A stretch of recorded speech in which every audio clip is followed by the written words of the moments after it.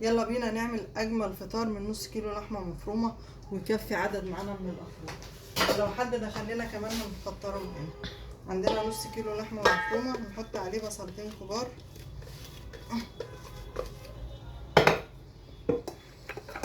هنحط عليه طماطمايه، هنحط عليه فلفل اخضر،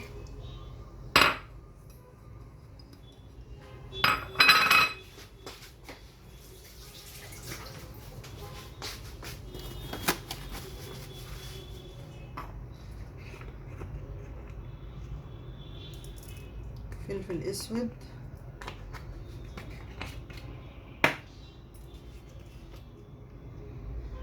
حبهان مطحون، شعره صغيره. ما بحطش بهارات عشان احنا عايزين طعم اللحم، ما بحطش بهارات اللحم.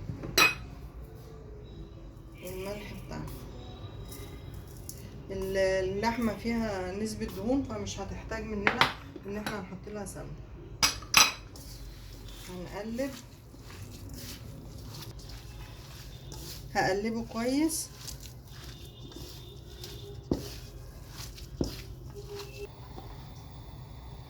العيش مفتوح من فوق.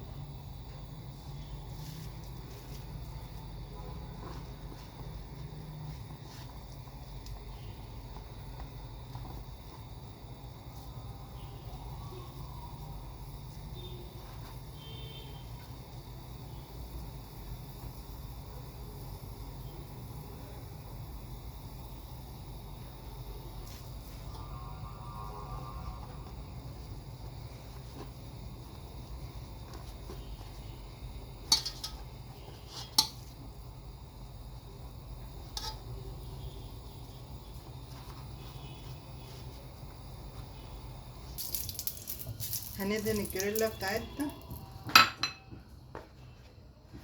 ادي الحواوشي اللذيذ.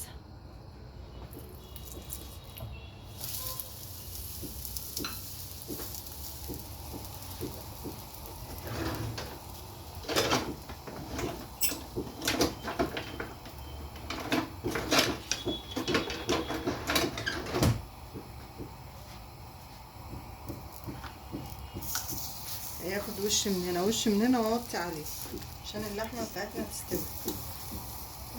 شايفين الوش الجميل ده؟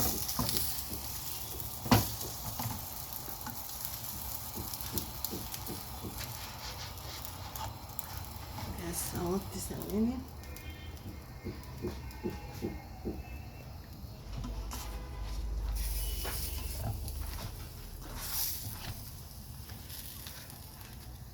عايزه اجيبهولكوا اللحمه استوت.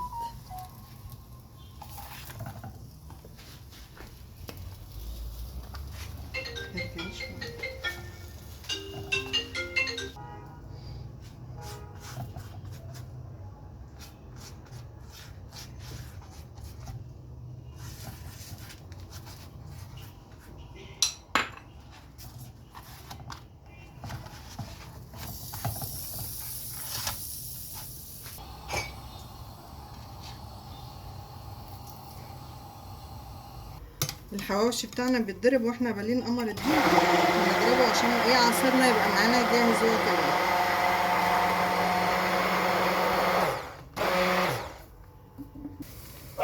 دي الصورة النهائية لأجمل وأسرع حواوشي.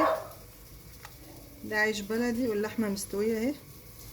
ده عيش بلدي للي عاوز، والعيش الشامي هو للي عايز. وادي أجمل صينية. وعدى يوم كمان من رمضان علينا بالخير وبرحمة ربنا وبركة رمضان، وينعاد علينا وعليكم رمضان بالخير، وكل سنة وانتم طيبين.